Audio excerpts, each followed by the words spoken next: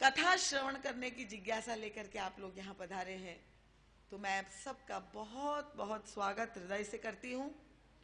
और सबके चरणों में बार बार नमन वंदन प्रणाम करती हूँ। भगवान लीला पुरुषोत्तम श्री राधा कृष्ण की महती अनुकंपा से भगवान श्री सीताराम का गुणानुवाद राम कथा श्रवण करने का ये सुअवसर प्रदत्त हुआ है। गोलोकवासी पूज्य दादी जी भक्तिमती श्री राम प्यारी जी के द्वारा स्थापित वह राधा कृष्ण भक्ति का बीज आज जो हम दर्शन कर रहे हैं, पुष्पित पल्लवित होकर उसका स्वर्णिम रूप हमारे सामने आज प्रस्तुत हुआ है। भगवान द्वारिकाधीश जी की अहेतु की अनुकंपा पूरे सिंघानिया परिवार के ऊपर है। प्रत्येक सदस्य अपनी अपनी अनुभूति कहते हुए नहीं थकता और वही परंपरा जो पूर्वजों के द्वारा स्थापित भगवान द्वारिकाधीश जी का शताब्दी महोत्सव बड़े धूमधाम से गरिमामय ढंग से यहाँ कानपुर वासियों ने देखा, मनाया और उसी परंपरा को आज पुनः दोहराया जा रहा है। उस समय स्थूल रूप में पूज्यपाद गुरुदेव श्री अखंडानंद जी महाराज और परम पूज्य महाराज श्री विराजमान थे, पर आज उनकी चिन्मयी उपस्थिति यहाँ पर है और हमको यंत्र बनाकर वही गुरुद्वय हम सबको आशीर्वाद देने के लिए यहाँ पर पुनः उपस्थित हुए हैं। तो मैं सिंघानिया परिवार के प्रति समाज सेवा के क्षेत्र में आप लोगों का जो योगदान है, लोक हित लोक मंगल के लिए इतने प्रकार की सेवाएं,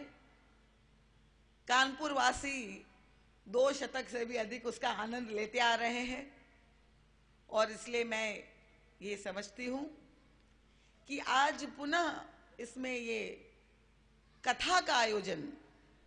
स्वर्ण जयंती महोत्सव मनाने के लिए कृष्ण कथा और राम कथा का आयोजन जो किया गया वह बड़ा विचार पूर्वक था, क्योंकि कथा का संबंध कान से है और आप लोग सभी कानपुर वासी हैं और इसीलिए मैं ये चाहती हूं कि सारे कानपुर वासी अपनी कृतज्ञता इस सिंघानिया परिवार के प्रति कृपणता छोड़ करके जोरदार करतल ध्वनि के द्वारा अपनी कृतज्ञता व्यक्त करें।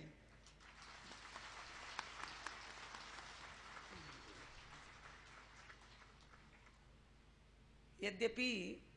आप लोग कृपणता छोड़ नहीं पाए, मैंने आप लोगों से कहा था कि ये आपके उत्साह और आपकी कृतज्ञता का द्योतक था। खैर, आइए अब जिस कथा प्रसंग अभी जो चौपाइयां मैंने श्री रामचरितमानस की आपके समक्ष पढ़ी है, प्रसंग को लेकर के मैंने जिज्ञासा की थी आदरणीय श्री गोविंदहरि जी से और उन्होंने वह भार मुझ पर ही छोड़ दिया।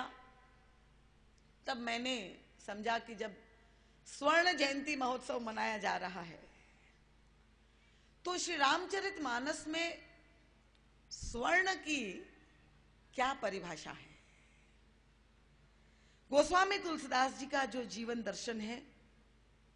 उन्होंने जो व्याख्या प्रस्तुत की है वह ये लंका कांड के इस प्रसंग को केंद्र में रख करके आपके सामने सुंदर कांड के इस प्रसंग को केंद्र में रख करके आपके सामने रखने की चेष्टा करूंगी। कृपया प्रारंभ में मैं अनुरोध करना चाहूंगी जिस भी श्रोता को बीच में उठ करके जाने की संभावना हो वो अभी उठ करके चला जाए, क्योंकि फिर किसी भी प्रकार का व्यवधान कथा के बीच में ना हो, जो लोग सुनना चाहते हैं। और नहीं तो आप पीछे बैठ करके आनंद ले सकते हैं। पर यही आपसे निवेदन करना चाहूंगी कि मन बुद्धि चित्त को एकाग्र करके पूर्ण मनोयोग से जब आप श्रवण करेंगे तो मानस के गूढ़तम रहस्य जो गोस्वामी तुलसीदास जी ने प्रस्तुत किए और जैसे युग तुलसी परम पूज्य महाराज श्री ने उनका निरूपण किया है, उसको समझने में आपको कठिनाई नहीं होगी। तो रामचरितमानस में अनेकानेक पात्र का दर्शन होता है, पर उसमें से कुछ पात्र ऐसे हैं जिनको देख करके, उनके चरित्र को देख करके व्यक्ति आश्चर्यचकित हो जाता है, क्योंकि ऐसे महानतम पात्र, उत्कृष्टतम पात्र जिसे कह सकते हैं, जो हमारे आदर्श पात्र है, जहां तक हमें पहुंचना है, ऐसे पात्रों का भी दर्शन होता है। पर दूसरी ओर कुछ ऐसे पात्र भी देखने को मिलते हैं कि जब हम उनका चरित्र पढ़ते हैं तो हमें ऐसा प्रतीत होता है कि मानो हम दर्पण में अपने आप को ही देख रहे हैं। उनके चरित्र की ओर जब हमारी ध्यान जाता है तो हमारे जीवन से वे बड़े निकट हम उनको पाते हैं, इसलिए उनको पहचानने में कठिनाई नहीं होती। तो ऐसे भी पात्र है, अगर उन अपने जीवन में जितनी भी